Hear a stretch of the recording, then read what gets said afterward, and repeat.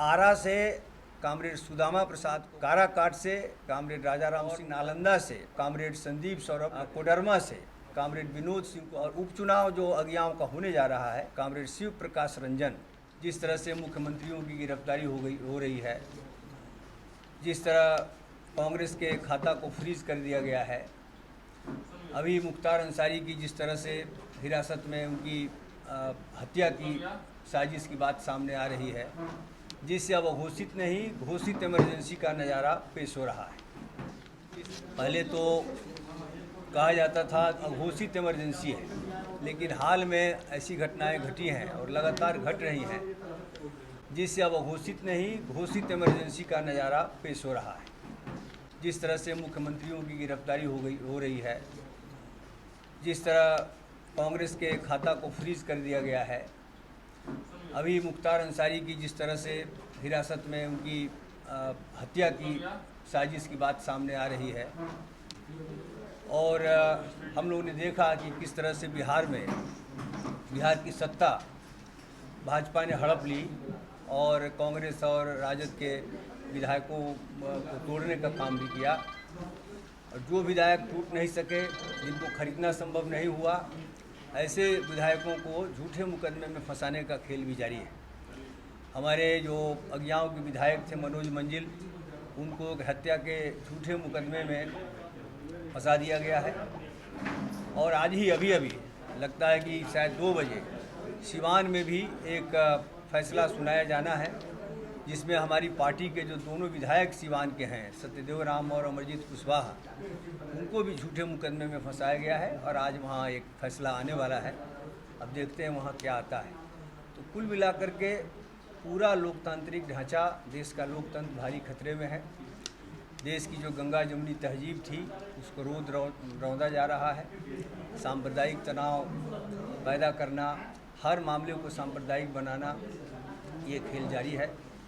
इसके साथ ही साथ हम लोगों ने देखा, जिस भ्रष्टाचार के खिलाफ बात करके सत्ता में भाजपा आई, आज जो इलेक्टोरल बॉन्ड का घोटाला आया है, तो बहुत बड़ा, शायद देश का या दुनिया का सबसे बड़ा राजनीतिक घोटाला है।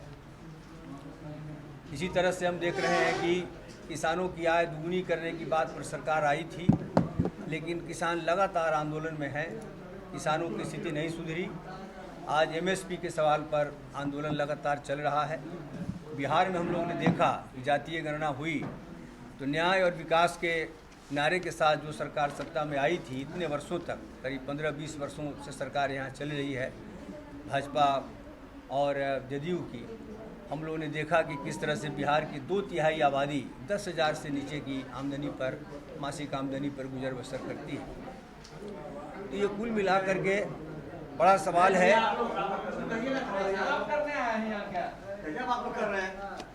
कुल मिलाकर के एक बड़ी चुनौती भरे समय से है। रोजगार का सवाल सामने है। 2 करोड़ रोजगार का वादा के साथ सरकार आई थी, लेकिन लाखों सीटें खाली हैं केंद्र में, लेकिन उसको भरा नहीं जा रहा है। चाहे वो ग्रामीण रोजगार का सवाल हो या शहरी रोजगार का, रोजगार एक बड़ा सवाल है। महिलाओं पर हिंसा एक से एक घट रही हैं। बनारस यूनिवर्सिटी में हम लोगों ने देखा कि किस तरह से आईआईटी छात्रा के साथ बलात्कार की घटना घटी, मणिपुर में हुआ, महिला पहलवानों के साथ हुआ।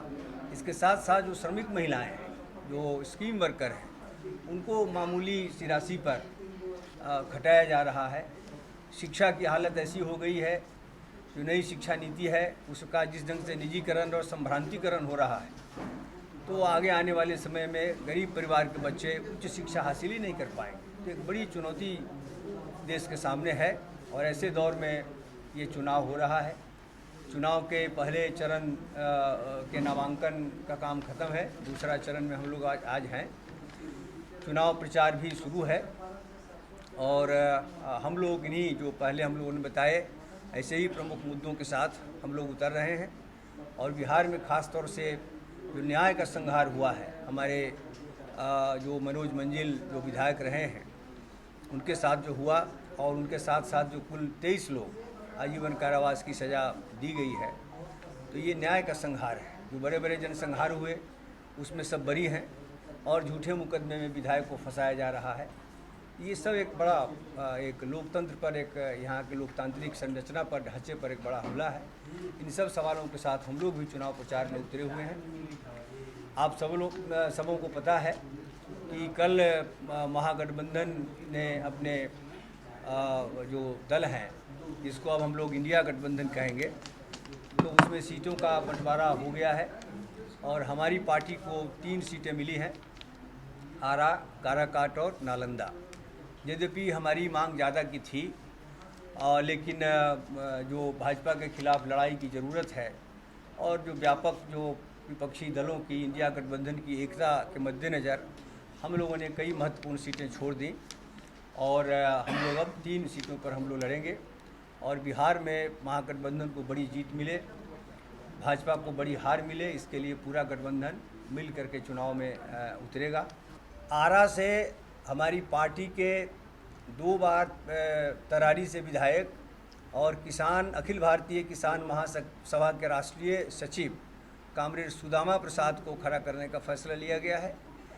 काराकाट से अखिल भारतीय किसान महासभा के राष्ट्रीय महासचिव और हमारी पार्टी के पोलित ब्यूरो सदस्य कामरेड राजा राम सिंह लड़ रहे हैं और नालंदा से हमारी पार्टी के नेता और पालीगंज के विधायक कामरेड संदीप सौरभ लड़ने जा रहे हैं। इसके साथ साथ बगल का जो राज्य है वो हम बताना भूल गए थे, कोडरमा से हमारी पार्टी के पोलित ब्यूरो सदस्य और कई बार विधायक रहे कामरेड विनोद सिंह को हम लोगों ने कोडरमा से खड़ा किया है और उपचुनाव जो अगुवाओं का होने जा रहा है वहाँ से आरवाईए इनकलाबी नौजवान सभा के राज्य सचिव कामरेड शिव प्रकाश रंजन, उनको खड़ा करने का हमारी पार्टी ने फैसला किया है। किसी मुस्लिम को सर उम्मीदवार नहीं बनाया आपने, कोई अल्टरनेटिव नहीं है आपके लिस्ट में? अब तो हमको सीट ही कम मिली है, तो इसमें कितना हिसाब किताब लगा सकते हैं।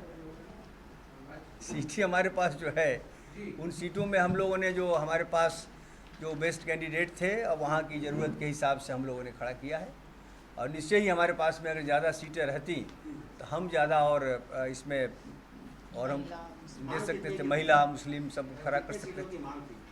मांग तो हम लोगों ने 8 की थी, लेकिन जो कुल मिलाकर के महागठबंधन में बात हुई उसमें हमें 3 सीटें मिली और महागठबंधन की, इंडिया गठबंधन की व्यापक एकता के हित में और भाजपा के खिलाफ जो बड़ी लड़ाई है उसको एक कड़ा फाइट देने के हिसाब से हम लोगों ने 3 सीटों पर हम लोगों ने सहमति अपनी जताई। पिछले बार आप लोग अलग अलग लड़े थे, इस बार अब साथ मिलकर लड़ रहे हैं, किस प्रकार चुनौती झेल पाएंगे? कितनी सीटों का टारगेट लेके आप लोगों ने रखा है? महागठबंधन का टारगेट तो 40 के 40 सीट है।